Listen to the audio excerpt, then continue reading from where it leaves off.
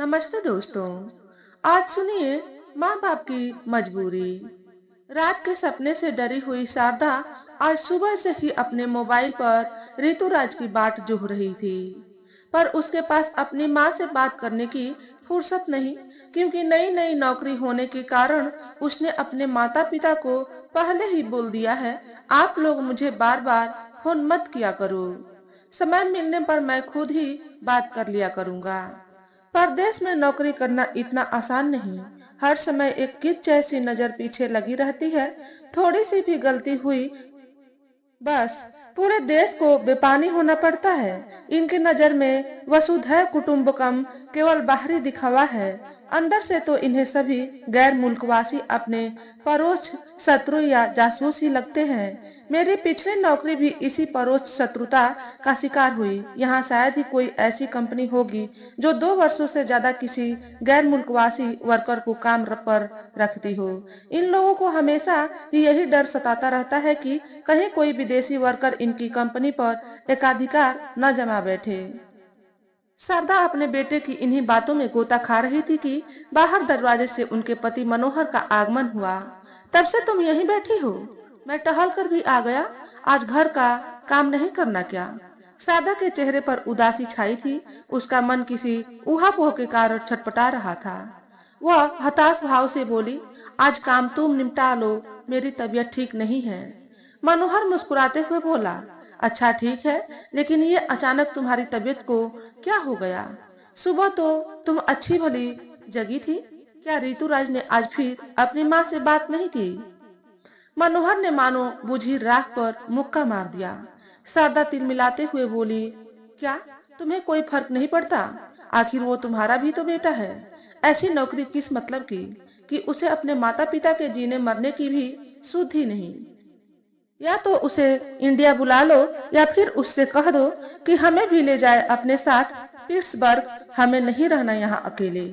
मनोहर ने बात पलटते हुए कहा, तुम ही तो उसे विदेश भेजने के लिए आमादा रहती थी, और अब खुद ही उसे इंडिया बुलाने की बात कर रही हो। देखती नहीं लोगों में कितना रौब है हमारा। आखिर हमारे बेटा बहू विदेश में नौकरी जो करते हैं, पूरे $800 कमाता है एक सप्ताह में हमारा ऋतुराज। शारदा को मनोहर की ये शीतल बातें किसी उल्का पिंड की भांति दाहक लगी। वह विक्त होकर बोली, कमाता होगा $800, पर अपने बाप के इलाज के लिए तो उस रईस पर एक फूटी कौड़ी भी नहीं। कितने वर्षों से छाती का दर्द झेल रहे हो, क्या उसे यह पता नहीं? पर तुम हो कि कान में पत्थर डाले बैठे हो। मनोहर बंगले झांकते हुए शारदा से बोला, तुम तो बेकार में ही फिबरती हो। अरे वहाँ के खर्चे और यहाँ के खर्चे में मोहर कौड़ी का अंतर है। और फिर मुझे पेंशन मिलती तो है, फिर भी तुम खामखा उस बेचारे को कोसती रहती हो। शारदा एक कुटिल दृष्टि से मनोहर को घूरती हुई रसोई घर में चली गई। मनोहर भी किसी लूटे हुए व्यापारी की तरह कराहते हुए छाती को पकड़े सोफे पर बैठ गया। शायद आज फिर उसकी छाती में दर्द हो रहा था। चाय पीनी है क्या? शारदा ने रसोई घर में चाय बनाते हुए उससे पूछा, लेकिन मनोहर ने कोई जवाब नहीं दिया। शारदा ने इस बार उखड़ते हुए पूछा, अरे चाय पीनी है क्या? इस बार मनोहर का स्वर भी गंभीर था। वह कराते हुए बोला, नहीं। तभी दरवाजे पर पड़ोस वाले शर्मा जी ने दस्तक दी। उनका लड़का गली के नुक्कड़ पर परचून की दुकान चलाता था। अरे शर्मा जी, आइए आइए, बैठिए और बताइए कैसे हैं? घर पर सभी कुशल मंगल तो हैं? मनोहर ने छाती को पकड़े बीमार स्वर में शर्मा जी से पूछा। आज पाँव फटते ही उसे छाती में हल्का हल्का दर्द हो रहा था, लेकिन इतने वर्षों में दर्द को दबाने और सहने की क्षमता भी उसने विकसित कर ली थी। वह शर्मा जी की तरफ सोफे पर बैठने का इशारा करते हुए दबे स्वर में शारदा से बोला, अरे एक कप चाय और बढ़ा लेना, बगल वाले शर्मा जी आए हैं। शर्मा जी खोजी स्वभाव के थे। वे जब भी मनोहर के घर आते थे तो किसी खोजी कुत्ते की तरह उसके घर के हर सामान को सूंघते। आज फिर आते ही उन्होंने किसी सीआईडी अफसर की भांति अन्वेषण करते हुए दीवार पर टंगी एक तस्वीर पर अपनी तिलस्मी नजरें टिकाकर एक बनावटी हंसी हंसते हुए मनोहर से पूछा, मनोहर जी, ये तस्वीर आपने पास वाले हाट बाजार से खरीदी थी क्या? ही, बड़ी सुंदर दिख रही है। शर्मा जी को जानबूझकर मनोहर के घर की अधिकांश विदेशी चीजों को देसी और फूहड़ बताने में मजा आता था। वे मनोहर के स्वाभिमान को चोट पहुंचाते हुए पुनः बोले, इस बार हमारे लिए भी खरीदवा दीजिएगा। ही। मनोहर सम्मान को पोषित करते हुए तपाक से बोला, नहीं नहीं शर्मा जी, यह किसी हाट बाजार से थोड़े ही खरीदी है, बल्कि इसे तो पिछले साल हमारा ऋतुराज पिट्सबर्ग से लाया था। शर्मा जी मनोहर की बात का खंडन करते हुए बोले, पता नहीं मनोहर जी, पर गंगा कसम बिल्कुल ऐसी ही एक तस्वीर मैं हाट बाजार में पिछले दिनों छोड़कर आया था। वो तो उस दिन मोटरसाइकिल पर पीछे कोई तस्वीर पकड़ने वाला नहीं था, नहीं तो लेकर ही दम लेता। मनोहर अपने सम्मान की डूबती नाव को बचाते हुए बोला, क्यों गाल बजाते हैं शर्मा जी? यह कोई धूल माटी से बनी तस्वीर तो है नहीं जो इन फड़ों पर बिकती फिरे। इसे तो पूरे $200 में खरीदा है हमारे ऋतुराज ने। कहाँ यहाँ के रड्र हाट बाजार और कहाँ वहाँ के विशाल गगनचुंबी मॉल। मुझे तो यहाँ की हर चीज में ही एक घूस और बेईमानी नजर आती है। यहाँ जिसे देखो वो अपनी सड़ी से सड़ी चीज का भी श्रेष्ठता से गुणगान करता फिरता है। आप क्या जाने कितनी विलग है वहाँ की वस्तुएं। महंगी जरूर है पर टिकाऊ और अनुपम है। यहाँ की तरह गाजर घास थोड़े है। ये जो दीवारों पर आपको पेंट दिख रहा है ना, पिट्सबर्ग का ही है। अगर 10 साल भी मकान को न पोतो तो भी क्या मजाल की उसकी चमक फीकी पड़ जाए। सादा चाय की ट्रे टेबल पर रखकर शर्मा जी का अभिवादन करती हुई मनोहर से बोली, ऋतुराज का फोन आया था, पूछ रहा था कि पापा की तबीयत कैसी है। यह सुनकर मनोहर का मन शर्मा जी के वाक युद्ध से निकल स्वयं के अंतर्युद्ध में घिर गया। अभी कुछ देर पहले जिस मनोहर का मन विदेशियत के गौरव गीत गाकर स्वयं को गौरवान्वित अनुभव कर रहा था, उसे मानो अचानक सांप सूंघ गया। इतने में शर्मा जी चुटकी लेते हुए बोले, यह बात तो माननी पड़ेगी मनोहर जी कि आपके विदेशी सामान के आगे हमारे रदड़ सामान की कोई औकात नहीं।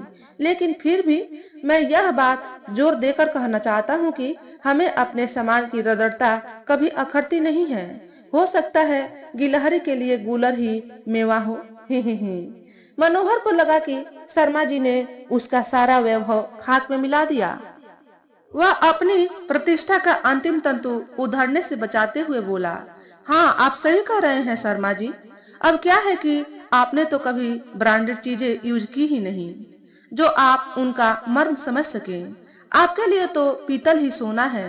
और फिर हम जिस अंदाज में जीने की आदत डाल लेते हैं, हमें वही अंदाज तो सर्वश्रेष्ठ लगने लगता है कि नहीं?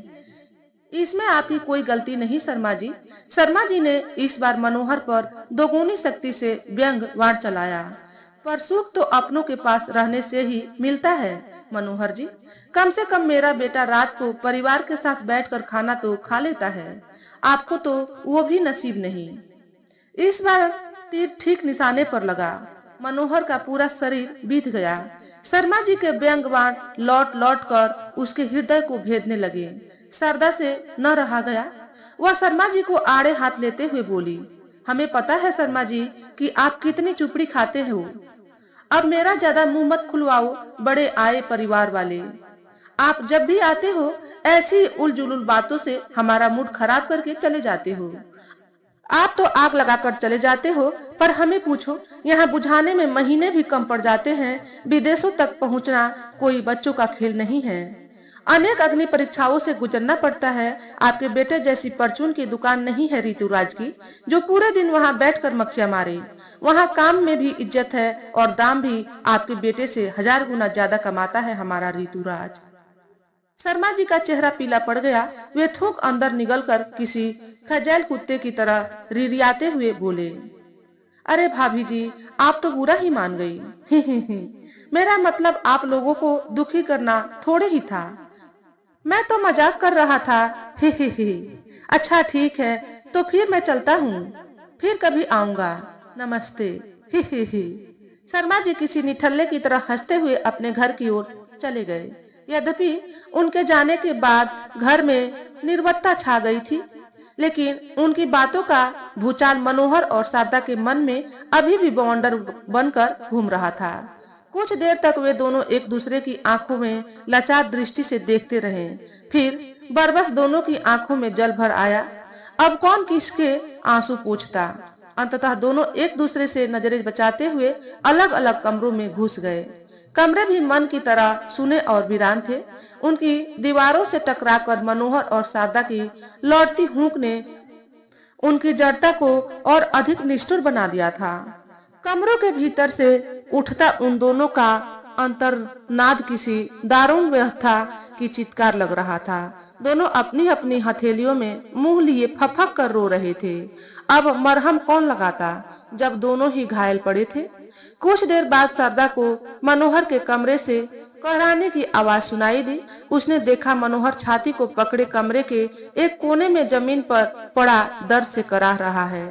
क्या हुआ तुम्हें? छाती में फिर दर्द होने लगा क्या? शारदा घबराते स्वर में मनोहर से बोली। मनोहर की आंखें बंद हो रही थी। दर्द के मारे उसका चेहरा सूखता जा रहा था। वह बार बार अपनी छाती को पकड़ता और छोड़ता। फिर एक आर्त ध्वनि में निश्वास छोड़ते हुए शारदा से बोला, नहीं नहीं, वैसे ही थोड़ी सी घबराहट हो रही है, जी मिचल रहा है, थोड़ा पानी ले आओ। शारदा झट से पानी लेने चली गई। मनोहर खुद को संभालते हुए बिस्तर पर लेट गया। शारदा अविलंब पानी ले आई और मनोहर को सहारा देकर बिठाते हुए बोली, लो पानी पी लो। तब तक मैं किसी रिक्शे वाले को बुलाती हूँ, चलकर डॉक्टर को दिखा लेते हैं। गला चटकने के कारण मनोहर बार बार पानी पिए जा रहा था। फिर अचानक किसी उद्वेग में आकर एक लंबी श्वास छोड़ते हुए वह बोला, ऋतुराज ऑफिस से आ गया होगा क्या? मनोहर के इस प्रश्न ने शारदा के जख्म को हरा कर दिया। वह फिबरते हुए उससे बोली, मुझे क्या पता वह कब ऑफिस से आता जाता है। मरे जा रहे हो फिर भी तुमसे उस निर्मोही का मोह नहीं छूटता। तुम्हें डॉक्टर को दिखाने चलना है कि नहीं? मनोहर एक करुण निश्वास छोड़ते हुए जवाब देता है, नहीं। शारदा मनोहर के इस उपेक्षित व्यवहार पर झल्लाती हुई बोली, मेरा दिमाग खराब मत करो, मैं अभी रिक्शे वाले को बुलाने जा रही हूँ, हॉस्पिटल जाना बहुत जरूरी है। शारदा किसी रिक्शे वाले को बुलाने बाहर चली गई थी। इधर मनोहर अपनी दशा में बेसुध हो रहा था। दोनों के दर्द का पर्वत पिघल कर दरिया बन गया था, जिसमें एक ओर मनोहर की जिंदगी डूबती जा रही थी तो दूसरी ओर शारदा का जीवन किसी मझधार की नाव बन रहा था। थोड़ी ही देर में शारदा बेहोश मनोहर को रिक्शे में बैठाकर हॉस्पिटल ले आई। डॉक्टर ने इसे इमरजेंसी केस मानते हुए तुरंत एडमिट कर लिया और शारदा को बाहर बैठने का इशारा करते हुए कहा, आप बाहर बैठ जाइए मैडम, जैसे ही इनकी रिपोर्ट आएगी आपको बुला लिया जाएगा। शारदा ने अपने व्याकुल मन को संभाला और छाती पर पत्थर रखते हुए बेंच पर बैठ गई। उसका मस्तिष्क शून्य होता जा रहा था और उसकी आंखों के सामने बार बार मनोहर और ऋतुराज का चेहरा घूमने लगा। उसने बिना कोई देर किए अपने पर्स से मोबाइल निकालकर देखा। शायद ऋतुराज का कोई फोन या मैसेज आया हो, लेकिन मोबाइल की स्क्रीन बिल्कुल सूनी थी। उसे रहा न गया। उसने तुरंत अपनी ममता के टुकड़ों को समेटा और ऋतुराज को फोन लगा दिया। हेलो, हाँ ऋतु, बेटे कैसे हो? ऋतुराज ने हमेशा की तरह सहजता पूर्वक अपना जवाब दिया। अच्छा हूँ मम्मी, आप लोग कैसे हैं? पापा की तबीयत कैसी है? ऋतुराज की सहजता देखकर शारदा को लगा कि वह फोन पर ही जोर से रो दे, पर वह कलेजे को कठोर करते हुए ऋतुराज से बोली, ऋतु बेटे, आखिर तुम लोग इंडिया कब आओगे? ऋतुराज को अपनी माँ का यह सवाल अटपटा लगा। वह हंसते हुए उससे बोला, माँ, अब तो तुम्हारी बहू भी एक टॉय मेकिंग कंपनी में जॉब करने लगी है। अब ऐसे में हम लोगों का इंडिया आना हाल फिलहाल तो मुश्किल लग रहा है। शारदा का दिल भर आया। उसकी जुबान किसी बुझती हुई लौ की तरह लड़खड़ाने लगी। उसने अपने आंसुओं को पीते हुए ऋतुराज से कहा, अच्छा ठीक है बेटा, फोन रखती हूँ। भगवान तुम्हें सुख संपत्ति दे। ऋतुराज को अपनी माँ का यह व्यवहार बाकी दिनों से अलग लगा। ऑफिस से घर पहुंचने तक उसके दिमाग में यही बात बार बार घूम रही थी कि आखिर आज उसकी माँ ने उससे ज्यादा बातें क्यों नहीं की और न ही दूसरे दिनों की तरह कोई शिकायत शिकवा किया। मालती भी थोड़ी देर पहले ही घर आई थी। बच्चे अपने अपने टैबलेट पर होमवर्क कर रहे थे।